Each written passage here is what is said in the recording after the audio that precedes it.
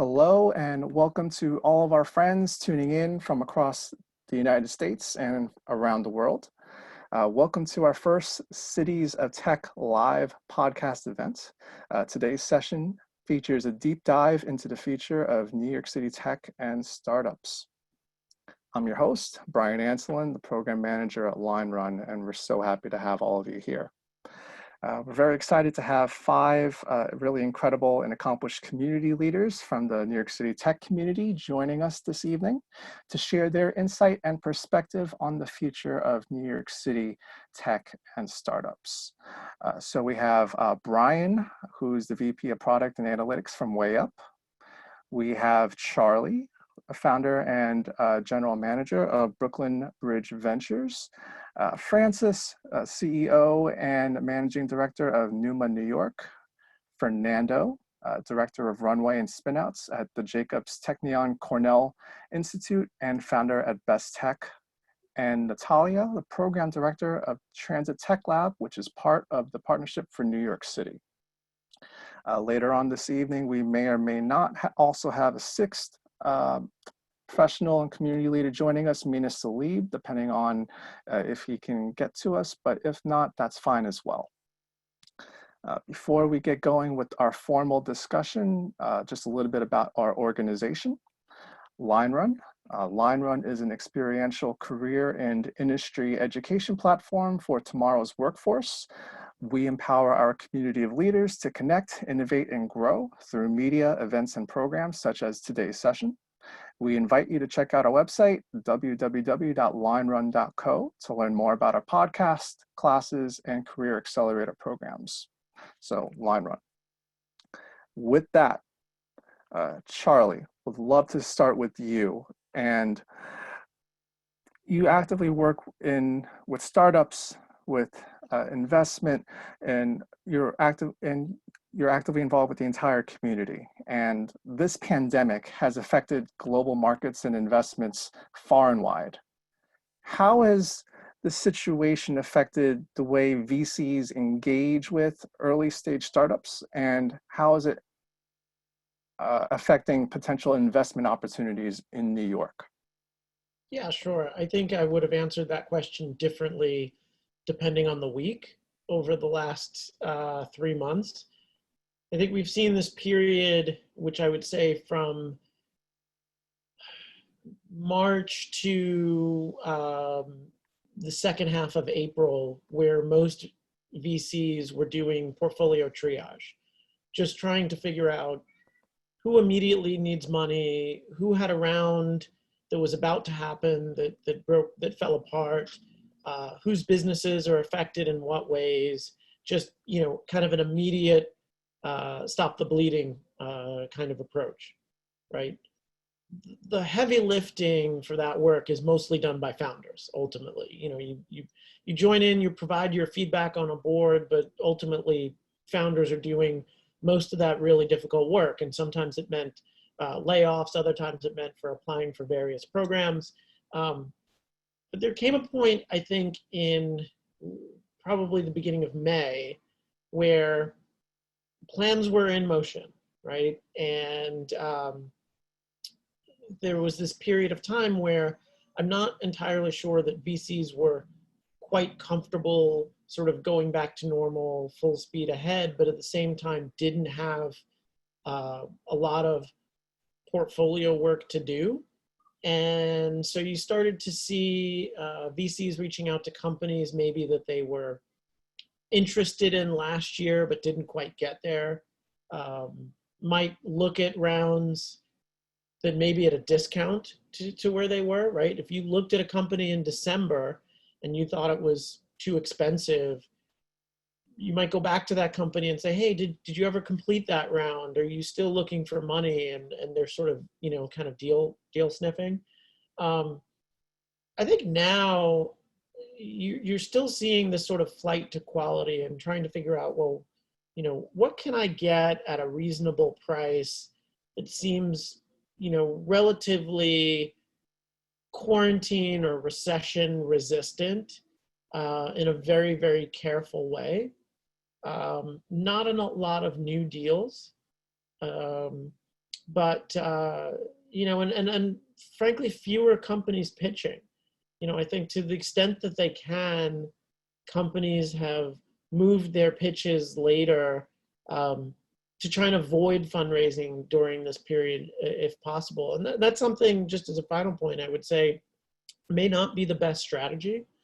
If it's almost like looking for a parking space, right? You never think you're going to get a parking space right in front of the place, but if everybody thinks that, no one looks there, right? And sometimes you find that perfect spot. And so if you think that this is a terrible time to pitch and everybody else thinks that, it might not be a bad time to start a conversation. Keep in mind that it does take 2, 3, 4, 5 conversations maybe to get somebody over the hump, and that might take even longer now. But I do think there's a window to build relationships and connect with investors in a way that was definitely closed in March and April, and might be pretty crowded come September and October. Definitely. So now would be a good time to start having those conversations in preparation for having the more deep dives with the potential investor in the next couple months. So that's what you're saying? Sure. And who knows, you might find someone who is ready to write a check now. I just gave out my first fully coronavirus quarantine term sheet, a team that I had not met in person. They are out looking at other VCs to fill out the round. And we'll see how those conversations go. But that was done probably 2 weeks ago. Great. Thank you so much for just sharing, what we should be expecting and how startups really should be proceeding with this. And I'm glad you brought up, how startups really should be thinking, because I think that really plays into the work that Francis, the stuff that you do, especially with working with startups from across the globe, and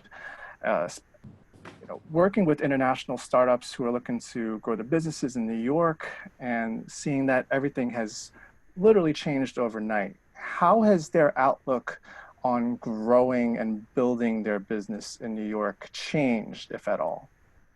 Yeah, it's a really great question. And, I think that answer also, like Charlie said, has changed as, time has gone on. We were actually right in the middle of a current cohort when this all struck in March. And, the businesses that we were working with at the time that were very focused on US market entry with us were suddenly, the conversation changed overnight. And it was like, how do I conserve resources? How are their industry and clients being impacted? How do we, pivot what we're doing to solve some of these challenges?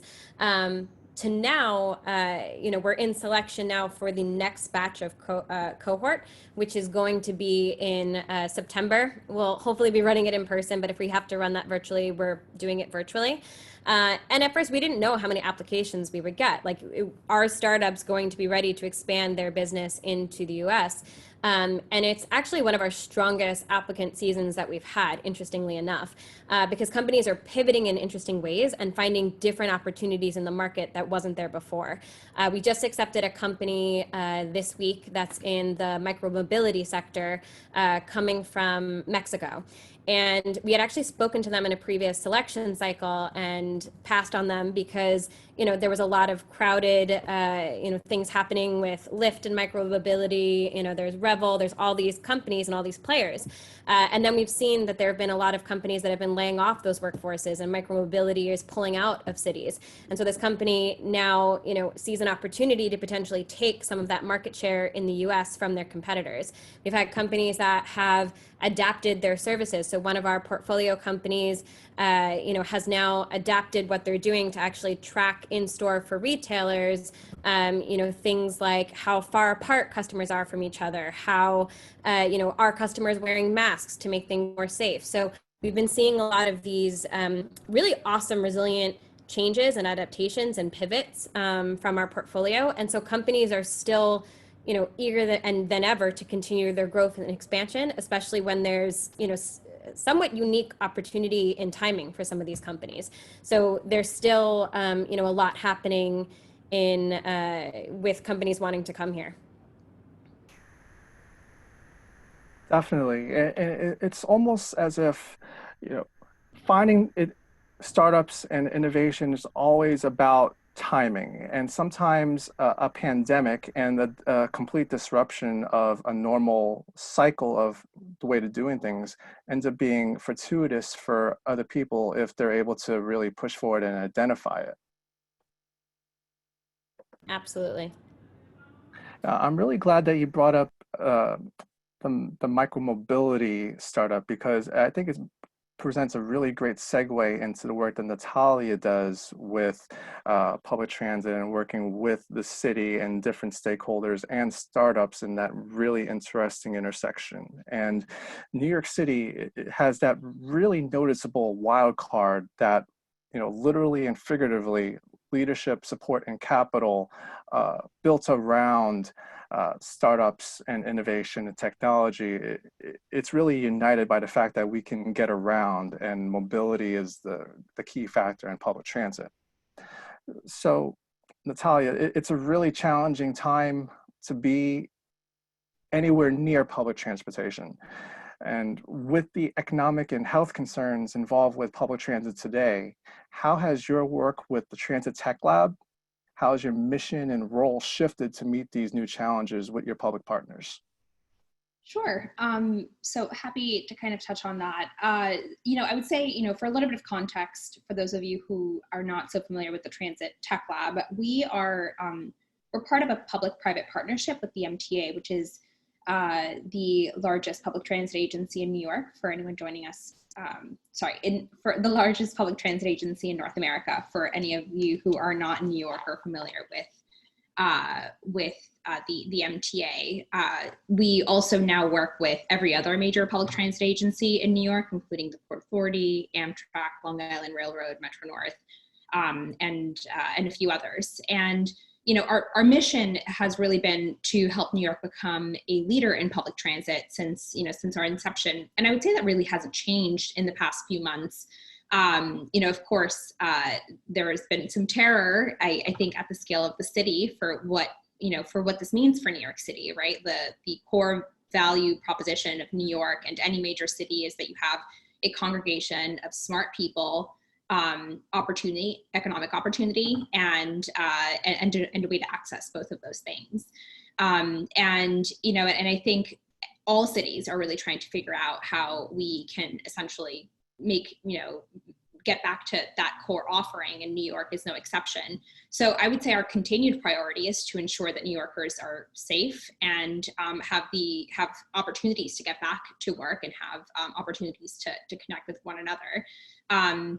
One of the benefits or the silver linings maybe of the pandemic for I think our sector for public transit is that it's really made us have to think outside of the box. And the technology companies that we've brought in to work in New York City, I think, have been really fantastic partners in pivoting, as Francis said, in being innovative and identifying new solutions or new applications to their technology. So just to share two examples of that.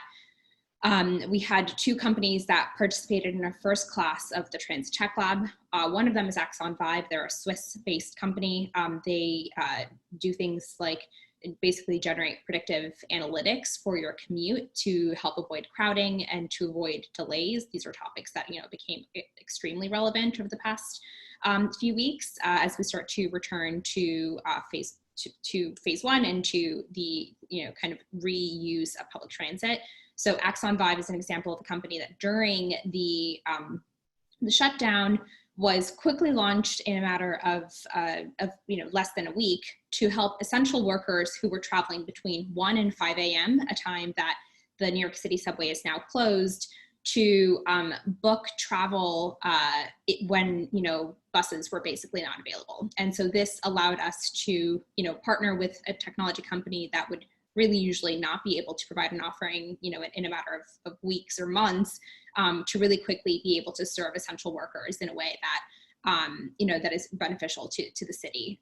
Just another quick example is Remix, a company that also worked with us through our first program. They originally enabled the MTA to do a system-wide bus network redesign. And as you might imagine, having really effective bus routes is especially critical today. And they've now, helped provide critical data layers to New York City Transit to manage bus service planning and to ensure that we're being responsive to the needs of New Yorkers and where they need to get. So I would say technology has an even more important role to play, today and in the future. And any company that is willing to be dynamic and innovative in helping New York get back on track will have a path in New York City. Definitely. It's one of those things where mobility, public transportation, it touches every aspect of city life. And you take that out of the equation and it messes up the whole hypothesis of why this city works, even with all of its quirks and all of its issues. So I'm really glad to hear that there have been use cases through what's been going on that have allowed public transit to really evolve and to adapt to where we have to be right now in the socially distant world. So that's great to hear. Shifting gears a little bit, want to bring up the talent situation. It's one of those really hot button issues where you're talking about massive unemployment, students losing internships. It's really thrown the work cycle into a loop. And Brian, would love to get your thoughts here. Working at a tech startup that actively tries to help students and early stage professionals get jobs. How has your team at WayUp responded to the pandemic and adapted your overall mission of connecting talent and employers to this new normal? Yeah, so it's a great question, and I've been in the HR space for 5 years now, and this is certainly the biggest, most impactful black swan event I think the HR space could possibly have ever expected. 25 million Americans unemployed right now. The number is likely higher due to underemployment and underreporting. And we know just from our internal data and talking to our customers and talking to our users that most SMBs are either freezing hiring. Sorry, SMBs, small and medium businesses, are freezing hiring, not hiring anymore. Most enterprise customers are seriously evaluating their hiring, and the way that this most directly impacts students and recent grads, which is who WayUp helps to get hired and find jobs for. It impacts students and recent grads a lot. Over 60% of enterprise businesses are changing their 2020 summer internships. So quite a few, many students who were depending on those jobs or expecting those internships to start will not have those internships start, or they will be delayed or postponed. So it really is just a complete change and shift for what anyone would have expected graduating in May. And then suddenly not having a job. So WayUp, we want to help as much as we can, and of course we're also a business, and so we find ourselves looking for new opportunities, and we've experimented with several new products that help deepen our investment into things that we truly believe in, helping increase access to jobs by using a digital platform versus an on-campus hiring platform, and really helping employers who historically have only gone to campus and hired in person using career fairs, who are now looking for new opportunities. So in many ways for WayUp, this is actually, it's been a mixed bag. Hiring has frozen in many cases, but a lot of industries are actually expanding or hiring more, industries like pharma, a lot of tech companies. And so it's been, as sure all companies, as we've heard, are looking at the things in their business that really work during this time and looking at the things in the business that don't work. What I would say for the hiring business overall is that if you are looking to hire talent and looking for great talent, the flip side of the large amount of unemployment is also that talent is much more accessible than it would otherwise be. So we went almost overnight from a situation where if you were looking for highly skilled talent in New York City, compared to anywhere else, but especially New York, it was almost impossible to find. I'm sure anyone here who was hiring would agree with that, to find really high skilled talent. And those numbers have flipped overnight. And there's some really great people out there who who have been laid off through no fault of their own. Great, very highly talented people who are looking for opportunities, and there are those opportunities out there. So I think we have to give the market time to adjust, and we have to give companies time to adjust their plans to really match that gap, to fill that talent gap. But I do think that overall Americans, speaking just in this country, but worldwide, people still need consumer goods. People still need household staples and food and all these things. And so the spending is going to happen. It's going to shift around a little bit in terms of how it happens, and the jobs will follow. So I do think that this, while being a black swan event, being something that none of us could have predicted, will end up creating some great companies that are going to be taking advantage of this situation. Definitely. And I think you really nailed it, where it's about how do you adapt to the situation. So startups, where's the pivot point? Where do you go from here? And I love the fact that you brought up that the same applies to employment and employment prospects, where it's an evolving situation. It might not be what we were planning for, what a graduate was planning for, but it is to the point that it will come full circle. It's just a matter of, are you willing to take the ride? So definitely great insights there. And it really doubles down on the importance of colleges and universities to the equation, where in the tech ecosystem, you have your employers, you have your talent, but then you also have the support structures, and also within those support structures, the development, and that usually comes from colleges and universities primarily. Fernando, and your work at Cornell Tech, really unique in that you're not just educating, but you're also incubating and helping startups get past that first phase and into the market. So on that note, I'd love to hear more about how you and your team at Cornell Tech have been able to translate your support system, your resources, your network that would normally be in person, and how you've been able to translate and activate those systems remotely. Yeah, so it's I think no secret that the colleges and universities have been hit hard by this, basically because we had a lot of international people, and our bread and butter was all of that activity within the campus. But I was very surprised that we already had a lot of supporting systems for doing work remotely. And I think one of the factors was that we are multi-campus. So particularly with Cornell, we have Ithaca, we have another campus, Midtown, and then we have Cornell Tech. But we also collaborated with other universities, and we always wanted to be inclusive and had meetings with other universities, with Columbia, with NYU, with CUNY. And it was a very natural progression. I guess I didn't realize how much we already did things via Zoom and had our trainings via Zoom. We also had were very aware that our companies, our entrepreneurs were moving around like crazy. So we needed, if we were going to do a training, we needed to do it via Zoom or virtual, because they were going to be wherever in the world they were going to be. So that part was not as complicated as I thought it was going to be.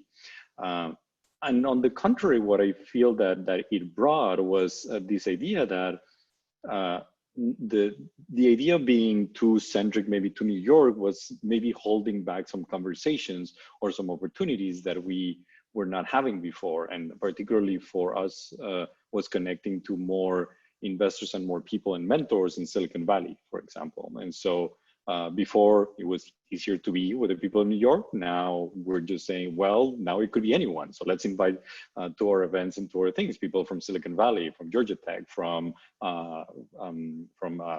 Creative Destruction Lab up in Canada. So now it's really opened up a little bit the world more to us, and just made us see that we were missing that opportunity. There is still that challenge of the personal interaction on how do you build a community, and are you really building a community via Zoom? And I would say no, it is really not the way of building it, and nothing particular with Zoom. I would say the same thing with Microsoft Teams or Google. So I don't think that we now have a good answer, but what we have is a lot of entrepreneurs that are basically taking on that challenge and saying, you know what, if we don't know what it is and we don't see it out there, we're going to build it. And we're seeing in the last 2 months, not only we have a lot of companies that attack COVID head on with immunity testing, with contact tracing, with all of those very important things, but also some other people saying, let's take a look at the future of work. And now that we have this real life experiment, we can be a little bit bolder. So can we be a little bit bolder maybe with AR, with VR? Can we take a look at some interesting software techniques right now to do more of this sort of like community interaction that is not like these spaces, but is just being present, but being online.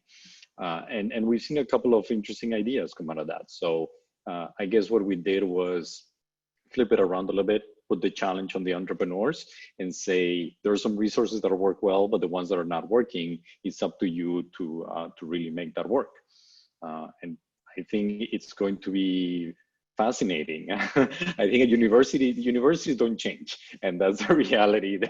They're these big white elephants that are super slow to change, but the people need to find the ways of interacting, ways of building the community. And this has been just a wonderful challenge for them. And it's been wonderful for me to see that our students are entrepreneurs, not just from Cornell Tech, but from Columbia, from CUNY, from NYU, from other universities that I interact with, have taken on this challenge and are like crazy inventing new things. So it's fascinating, and I'm very optimistic, as you can see. Definitely. I feel your energy through the screen, and I couldn't agree more with you.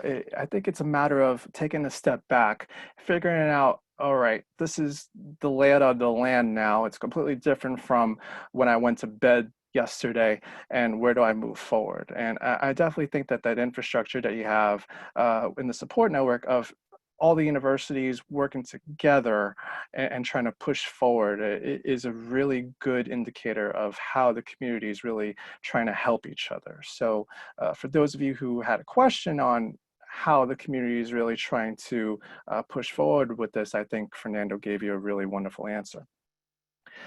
So in the news and the media, we hear so much about New York City falling apart, and in some cases, good reason, other cases, a little bit of hyperbole. So a lot of opinions shared over the past few weeks regarding New York City's future as a center for business and commerce. Charlie, would love to start with you on this, but how would you describe the current state of the New York City's tech industry, and how does it bounce back from this disruption? Yeah, I think it's important to consider timeframes and the idea of temporary disruption versus permanent, right? There's no reason why, when we are past this pandemic and have it solved, that New York is in any way at a disadvantage for being a tech hub and a business hub and all of that. Other than the structural issues that it had even before this, right? One of the things that's important for New York and lots of other big cities, I mean, particularly San Francisco, but New York too, to focus on is things like the cost of housing, right? It's going to be very difficult to attract the best talent to take risk here and exchange their current compensation for equity if people can't afford to live here, right? And so that's more of a long-term concern to me than the idea that cities are no longer a thing, right? Like I believe that we, at some point, although we seem to be lagging behind the rest of the entire world, will get past this the pandemic and solve the problem and get where we need to be on testing and contact tracing and all of that sort of stuff. What that looks like in that interim period is pretty difficult, I would say. New York is a place that is built on collaboration and meetings and in person, and the idea that that it's easy and convenient to run into people here and to, you know, hop on the subway and go to a meetup where you might learn something and be home at not a ridiculous hour, right? That is sort of, it's that access to ideas that I think New York thrives on in a way where, you know, historically, I think the Valley has been more of an insiders club. But I feel like now in this Zoom world, it's kind of gone a little bit back to an insiders club. You know, if you don't have a connection to somebody, it's harder and harder to run into them, right? You're just not going to be able to, I mean, a couple of people here will be able to ask questions and stuff like that, but it's not the same as grabbing somebody after an in-person panel. And that's one of the things I love about New York. And, you know, we're not going to have that for a little bit, but I think over the longer term, you know, 6 to 12 months into the future, I think we'll be fine, not without our existing issues. Yeah, so if I may add to that, because I think Charlie, you know, had a very good insight with that. I'm very positive. I think that you can really see the resilience of the New York entrepreneurs. And again, it has been a very interesting change on, okay, what am I doing now? Do I need to pivot? Do I need to address this? Or you know, how do I become part of the solution? And so I think that we've seen a lot of that. I've been also very surprised, and you can see this is my MO. I'm like surprised all the time. I'm learning new things, but I'm being very surprised that a lot of companies are doing extremely well in New York. And a big part of that was that we were building a lot of companies in the digital space that were doing platform technologies, that were doing analytics technologies that are still pretty useful. We already had a lot of people rethinking retail. They were not getting any attention. Now they are. And we have also seen in the past year and a half, a lot of companies working with content creators, musicians, gamers. So all of those industries are actually doing pretty well. We had one of our companies that sent an email saying, look, when this whole thing started, our revenue grew 1,500% in a day. So that is really amazing. So I think that people are being really resilient, but also on one hand, looking, how do I address this problem, and how do I use my technology and take advantage of what I had to really address this? On the other hand, there's some that are just flying high and saying, no, I'm just growing like crazy. And you know, if they're gonna stay here in New York or not, I think that's when I still think that a lot of these companies consider themselves New York companies, and they would stay here. But I wonder, and I think that there's going to be a change in whether that means that the people need to be in New York or not. So I'm pretty sure that a lot of them are thinking maybe the people can be in other places, and they already were, right? Connecticut, New Jersey, or Pennsylvania. But I think there's going to be more of that flexibility, and maybe it'll become a little bit more trans-state type of companies, maybe national, maybe all over the nation. People will be working for these companies, but I had never seen anyone say, "Look, as a company, I'm gonna leave New York." And particularly in digital technologies, I think that it's kind of you know, they were already incorporating Delaware and being in New York. As long as they don't have to pay a lot of rent, I think that they would still be in New York. I think you brought up a really interesting point that being in New York doesn't necessarily have to be physically located in New York in the long term, but it's actually being in New York equates to a state of mind.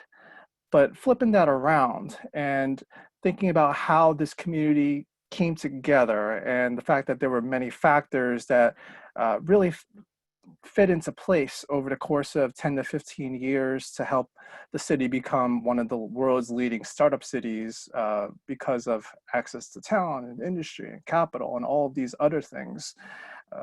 Natalia, would love to go to you on this first, but with the work from home and the remote work movements gaining steam, why is it still important for companies to physically launch and grow in New York as they think about where they go next? Why should they start in New York first? Well, you know, I think it can feel so overwhelming to kind of consider building a company or, being in New York in the condition that it's been to date. I think anyone who's been living in the city, can kind of share some of the fears that we've all sort of experienced of like what it'll mean to build a life here. But I think the value proposition and kind of like the magic sauce of New York is and will always be this kind of like engineering of serendipity. And the pandemic, there's not going to be, a specific moment in time in which it goes away. And young people will always want to congregate, create and play it together, right? I don't think that we're ready to basically build like digital lives, and nothing really replaces in-person connectivity. So, it may not be in the next 6 months, but I would say that it's a smart investment to position, yourself in the sort of like mid to long term to have a team that can congregate and build roots in a city that will inevitably come back. I don't know if that means, necessarily investing in, a big real estate footprint in the middle of Manhattan. But in terms of, having physical connectivity in the next kind of like 12 to 18 months, I think we're going to find a pathway there. And I think the reason most New Yorkers don't live in the suburbs of Texas is going to be the same reason that most New Yorkers stay in New York. So there will, maybe in the next 6 months be some not so compelling reasons to build something anew in the city. But I think, in the mid to long term, it's just a smart investment. And I think New Yorkers are here for it, and we'll find a path to the other side. Yeah, I mean, I think, this too shall pass. And, we work with startups that are already established in other markets and are looking to come here. And, that perspective, New York has changed, and there, has definitely been an impact economically, but it's still a titan of industry. I mean, the financial services sector is still here. Retail is hit, but it is adapting and innovative. Like, New York is a resilient city. It has been impacted by other things in the past, whether that's 9/11 or hurricanes, and it always rebuilds. And so actually, more than anything, if you have a business that answers an opportunity in the market right now, more than anything, it's actually an opportunity to be there. Like, to Charlie's parking space metaphor earlier, it is a time to be, thinking strategically, to be taking risks, especially if you're a startup or a business, and not waiting for things to necessarily blow over. And so, I think it's just as important as ever for people to be, yes, can connect digitally right now, but we were really hoping to have our in-person program, pending borders being open, in September, because that's not going to replace the ability to have, community and connections at a larger scale. There's 71 attendees here that like we can't physically see or one-on-one connect with in the way that the user experience of an in-person event does. And so the value of what those connections are in person hasn't totally been solved yet by technology. And so I think we're still going to see a need to do business in person in some aspects. Like, there are definitely going to be team members that can be kept in remote places in the country, in your home country, but I think there's still going to be functionalities that are going to be core necessary in actual physical New York. Definitely. I think it's all about your perception of what is it they actually need and how can the city really come together to help you. What way can you access those resources? And I love the fact that you brought up that point, because in our instant poll, and just looking at the results so far, the number one reason most of our attendees, 49%, say that they would not launch, relocate, or grow their company in New York City is because it costs too much to live there, which means that people still have the same perception of New York, and it really hasn't changed with the pandemic. So in one way, that's good. And the other way, it's a problem we still need to solve. So moving on from there, I think we can all agree that before the pandemic, if there was a change or a shift, that New York had a very clear-cut future as one of the world's leading hubs of innovation. And with this disruption, things have naturally changed, but at the same time, now we need more support that we probably wouldn't have needed just a few months ago. So Brian, we'd love to start with you. What can the city and state government do over the next 12 to 18 months to ensure that that momentum as New York as one of these leaders, that it can sustain, continue, and keep on growing? Great question. So the first one I would make is that yes, New York City had COVID and was hit hardest, but everyone's had COVID. It's a global pandemic. So New York is not the only city hit. And so I think when you're looking at, how New York is affected, you have to compare it to how other cities will be affected. And the fact is that no city is going to be exempt from this. Every city is going to go through this. The fact that New York City had it really first, might ultimately end up being to our advantage because we're the first place to open up again, the first place for the jobs to come back. So I would totally agree with Francis and Talia that New York will come back. Will come back on its own. Honestly, I think that the government could help, and I have some ideas for that. But I think New York will be resilient and will be able to come back on its own. But I do agree that it's going to be the best possible place to invest. Lower rents, the infrastructure is already in place. The public transit is here. The people are here. To Charlie and Talia's point, you have that manufactured serendipity. Yes, there's going to be some brain drain. Yes, some people are going to, move to the suburbs, still within commuting distance. But New York isn't going anywhere, and is still going to be the biggest, center of international business and finance and the money's here, the people are here, and I just don't see any reason why New York wouldn't emerge from this stronger than ever. That said, what could New York do to help? I had this thought the other day, and it might sound bizarre, but it occurred to me in the context of open container laws, which all of a sudden seems to not apply in Manhattan. For those of you who are in Manhattan and have walked around, and this is a pretty basic law, but it is one that when it actually mattered, it turned out to not actually really be that necessary as a law. That adults seem perfectly capable of managing that on their own, and I'm wondering what other laws and regulations that New York might have in place that may make it easier.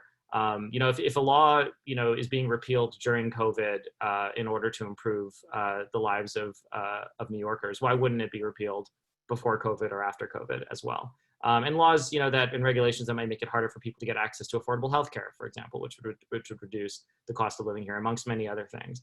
I'm seeing outdoor dining pop up all over the city. I'm pretty sure that wasn't allowed before, but now it seems to be tolerated and even embraced. And so I think we're going to see a lot of changes like that. I think we're going to see the legislature, realize, I think when systems go under stress, and you're actually seeing this in the context of the George Floyd protest as well. When systems are under stress, governments do respond, and I think we're going to see a wave of positive change coming from both those protests as well as from COVID and the stress induced there. So I have more confidence than ever in the ability of New York to bounce back from this, and the rest of the country as well, and the rest of the world.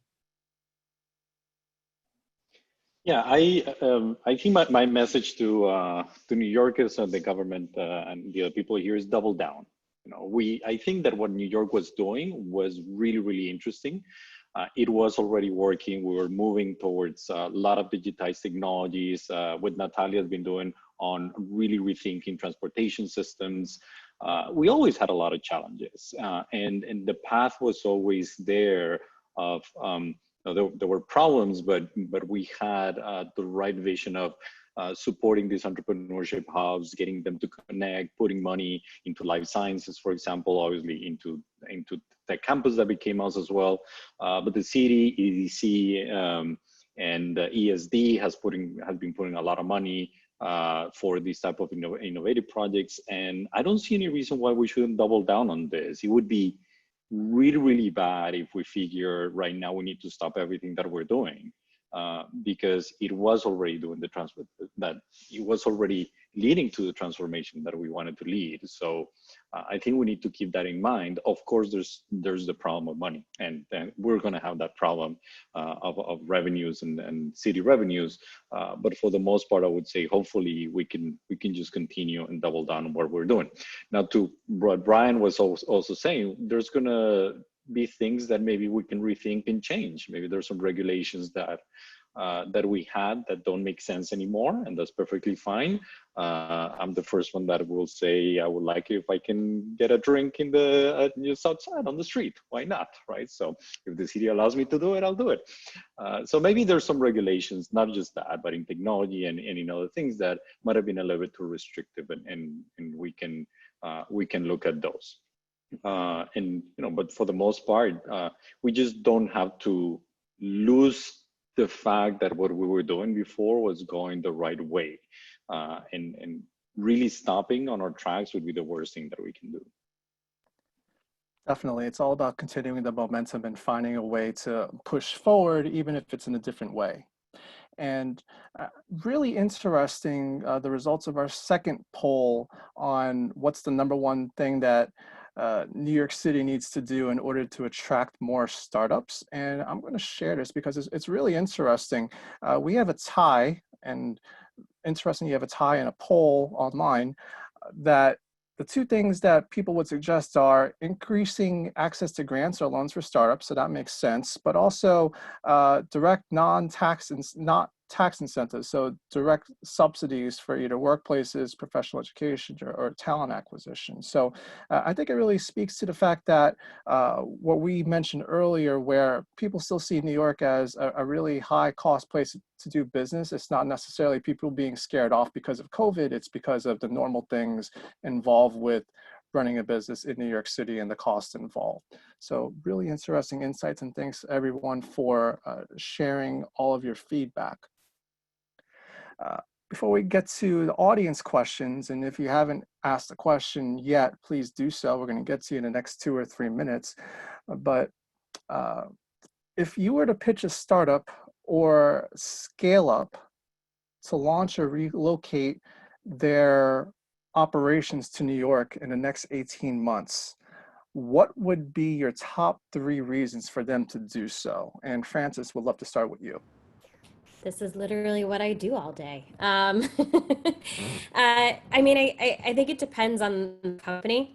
I think right now, like, timing can just be so interesting. Like, really, for a business to take a look at, what are they currently doing? What are their customer needs now? How has that changed? And find, a unique opportunity to capitalize on an interesting moment. Challenges equals opportunities. And so a lot of the companies that we're speaking to right now, it's because timing right now is actually way more interesting for the market. They have a solution that answers a current challenge.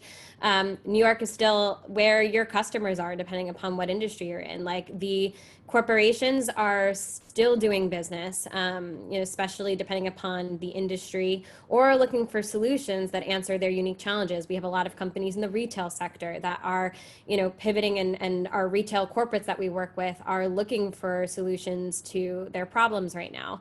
And also, actually, right now, New York rent prices are way down. So cost of living here, as there's been mass exodus, it's not as expensive as you might think anymore. So, I think finding the opportunity and the timing, it's now. Yeah, I'll add on to that. And I think one of the things I think is most attractive about New York in terms of locating your startup here is just how great it is a place to live. In my personal New York native, completely biased opinion. But one of the things I think is great about New York is how it is possible to hack your life. 4 different New Yorkers can be living 4 very different lives here, right? There's the, banker who lives in FiDi, walks to work, never goes outside their neighborhood. And then there's the, surfer in the Rockaways who, commutes into the city twice a week to meet with, consulting clients, but basically is otherwise sort of a work from home person, right?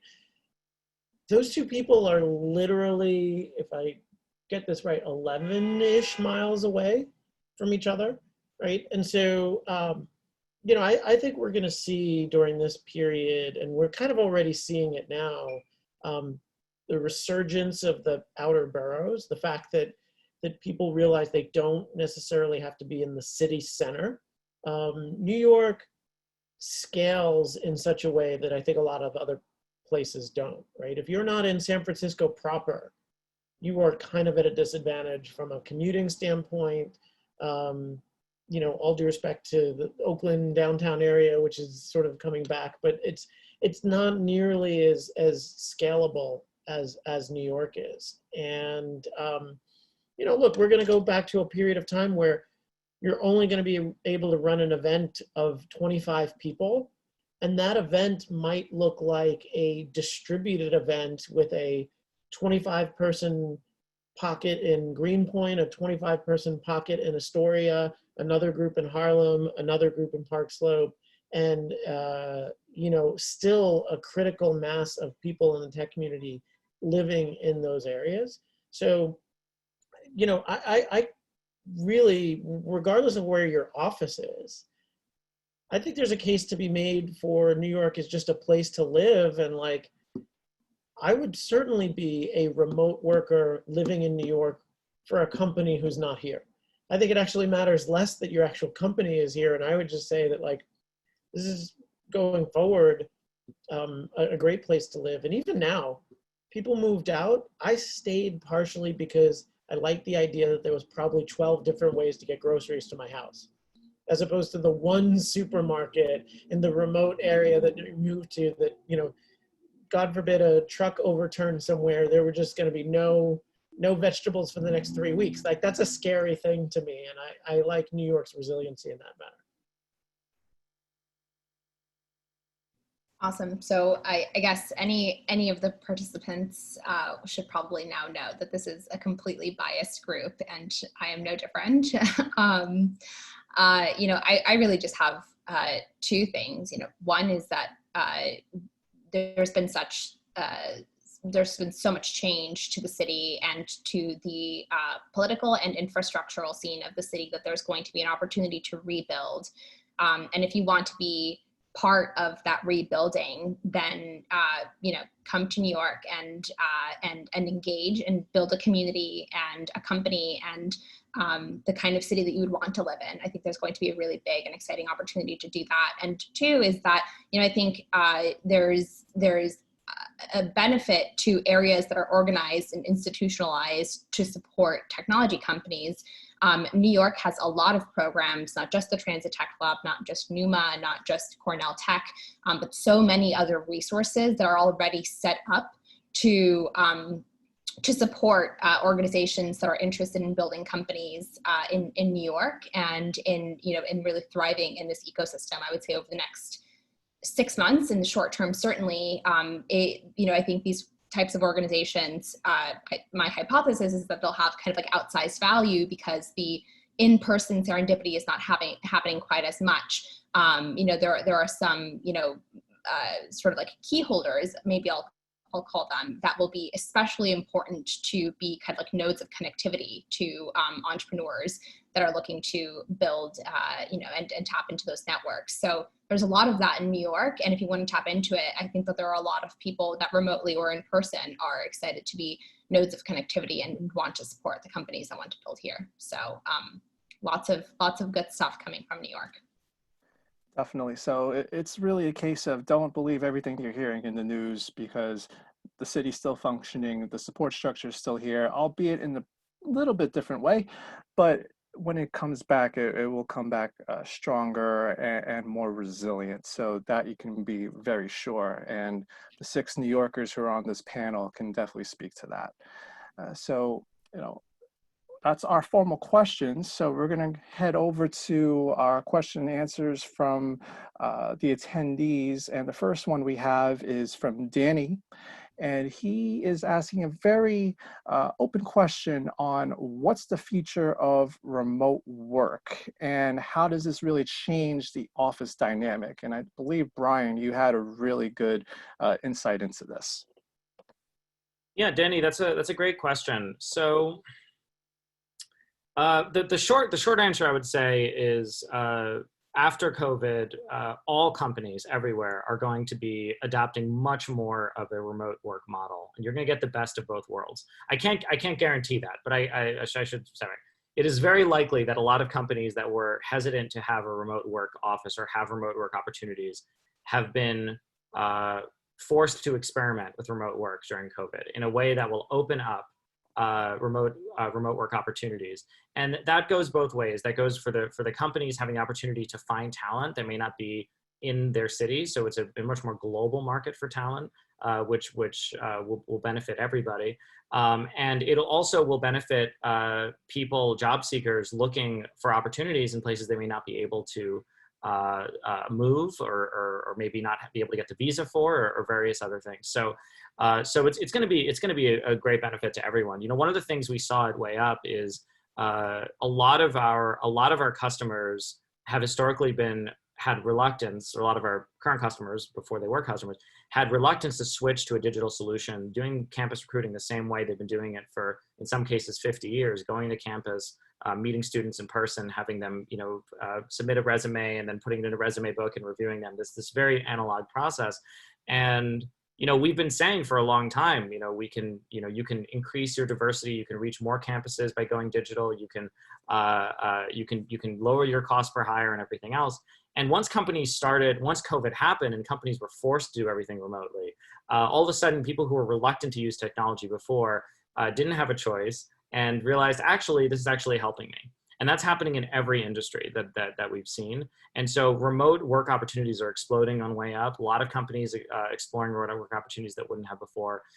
It's great for everyone. It's not going away. We're going to see more of a hybrid model at a lot more companies where working from the office is an option, but working remotely as well. I would not want to be in the commercial real estate business right now because I think a lot of companies are going to start probably not getting rid of their offices altogether, but certainly cutting back on office space and allowing for more flexible arrangements. And it's going to be a great benefit to all talent. So if you're looking for a job right now, it may be tough, but in a year, it's probably going to be a much broader range of opportunities than you would have had before.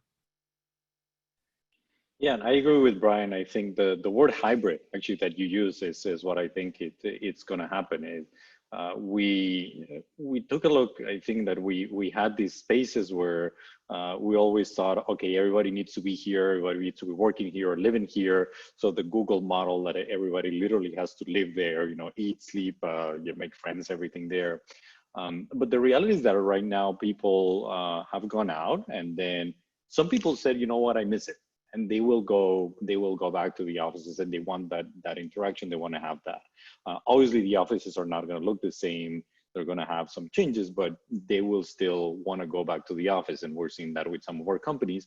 But then there are some people that are saying, look, I never really cared about being in the office that much. For my quality of life, I can be in a beach somewhere, or I can be in the middle of the country, or they're fine with it. So I think that what really we're going to see is a very honest conversation on, do I really want to be here, and do I really need to be here, right? So and people will decide. So some people will decide to stay. I think that'll happen, and some people will decide to leave. And I also second that I don't want to be a realtor at this point in time. Commercial real estate. I'm not making any predictions, so don't hold me up to this.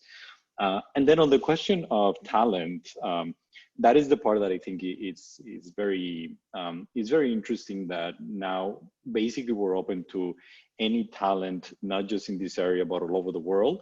We were already, in our companies, were already working with a lot of talents from places that you wouldn't think about it, but they're amazingly technical places. So Romania, Ukraine, Brazil. They have great people, but particularly great software engineers. Someone was asking here about engineers for energy companies, which I'm actually one of those.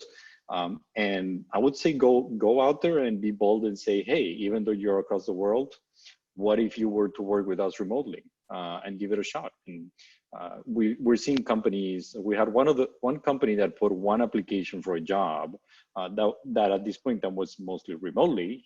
They got in one day 1,000 applications. Of course, that's also part because of unemployment.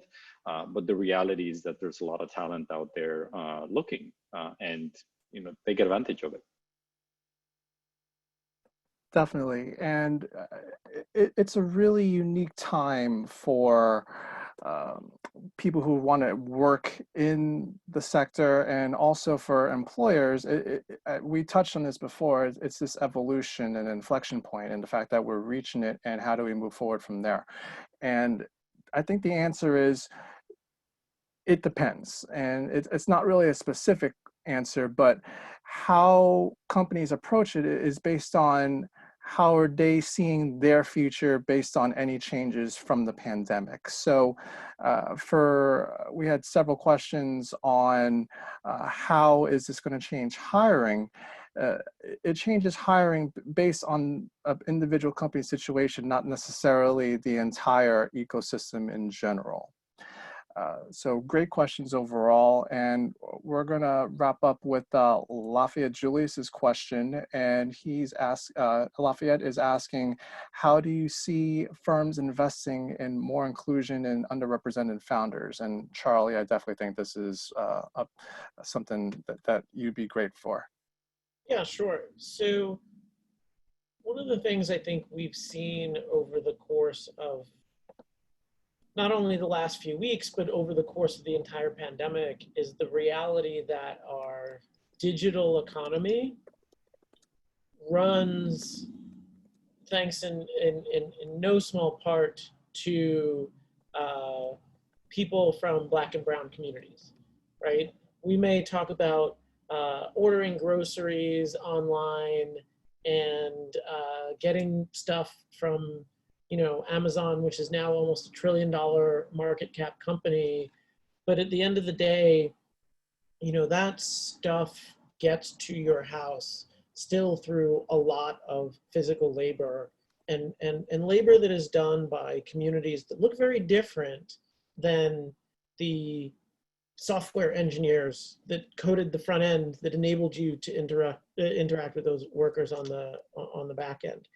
And I think that our dependence on those communities and how hard hit many of those communities were and continue to be due to the pandemic has really been eye-opening for a lot of folks. All of the issues with the gig economy workers, the Uber and Lyft drivers who had no access to healthcare, that we were asked to put on the front lines and to be there when we needed, and those companies really kind of got away with not providing basic worker protections. And so I think we've hopefully gone past the point of no return of realizing that as the tech economy moves forward, we have to move all of the different communities that it touches forward with us. And we hadn't been doing a very good job of that. And so I think there's a renewed focus on what it's like to create an equitable industry. And like I touched before, issues of access. Right? I mean, I think you've seen a lot of statements by certain companies about support of Black and brown communities that a lot of people rightfully are calling out and saying, hey, you know what, that's kind of window dressing. Or, how many checks have you actually written? Who's staffed at your firm? And I think a lot of companies are kind of reckoning with that. I mean, one of the things I really like about New York in general is that I do think while there are systemic issues of access, I think it is a more accessible tech community than a lot of other places.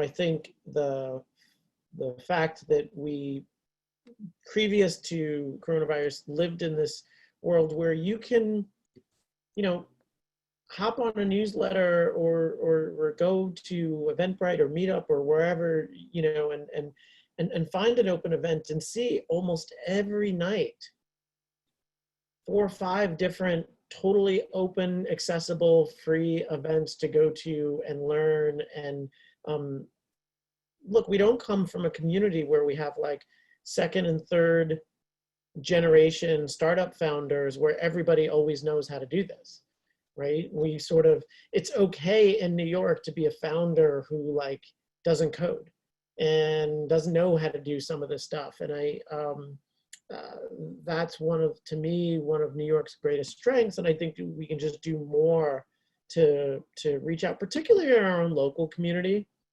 reaching out into the boroughs, reaching out into the school system, to make it more the case that somebody grows up here in a public school and goes through public schooling and creates a tech company and gets venture funding. I mean, I think it's great to attract companies from elsewhere, but I'd love to make it as equally accessible for the people who live and grow up here to be able to build and have successful careers in tech. Definitely, and I think it's really important on, really underlining how New York is really built on being inclusive and trying to promote equal and fair, or trying to strive to get to a point where it is 100% equal and fair for everyone to have this access, whether they're a founder or someone who's looking to break into the tech scene as an employee. Different meetup organizations, Black Girls Code comes to mind, Silicon Harlem, with their different initiatives around founders and also training developers and folks to work in the industry. Different community organizations that are there ready to help with that transition. And we've seen so many of these organizations come about in the last 3 to 5 years, and they've gotten a significant amount of support. So for those of you who are looking into how do I make it, how do I really pursue this as a career choice, and who can I go to for help, the community organizations on the ground level, the meetups, the nonprofits, the folks who are actively involved in trying to bring this equality and bring a more diverse and inclusive atmosphere and environment to tech employers, are who you should be going to, as they have all of the ins, so to say. So want to wrap up by just thanking all of you for taking the time. Last hour and change, sharing your perspectives is really incredible. And I'm really thankful to all of you for being champions of this industry, and how you're really approaching this as a community working together. So that's really amazing, and I can't thank you enough, and really appreciate your time. And I know that a lot of our attendees who are with us now and who will watch this will appreciate or have appreciated all these insights. So thank you so much for that. Before we let you go, just want to share 2 things that 2 initiatives that we're having on our end with Line Run for those of you who are interested. A lot of people ask about careers in tech. We have 2 events coming up in July, the future of data science and the future of UX, where we actively speak with folks who are involved in these industries, and that you could learn more about what they see and also how to better prepare for a potential career. We also have a video from our recording last week on software engineering. Happy to send that to anyone interested. So Cities of Tech is taking a road trip. We started in New York, and on July 7th, we're going up to Boston and going to explore a very similar conversation to this, but what's going on in the Boston scene, what are things you should look forward to. We have folks from Mass Challenge, Mass Robotics, Harvard, and MIT talking, so really worthwhile conversation there. And road trip continues this summer, virtual road trip, and from Boston, somehow we're going to make it to Austin, and we're going to do the same thing. So a lot of really great stuff coming up, linerun.co/events. And if you're interested in any of the videos, just reach out to me directly, happy to share. But otherwise, going to close it out. If any of our panelists want to close with anything you want to share or promote, anything that you think can help the community that's watching this or who will watch this, floor is yours. I know, Charlie, you have your newsletter that you blast out to a lot of different people every week. It was up in the chat in one of the first posts, so check out Charlie's newsletter. With Brian and WayUp, definitely if you're looking for a job and looking for that boost up, check out WayUp. Natalia's work with the Transit Tech Lab, really incredible innovations, really check that out. Frances and her work with innovation across international boundaries and also how it applies to corporate programs. If you're interested, reach out to her and Numa. Fernando, the amazing work they're doing at Cornell Tech is really changing the landscape on education.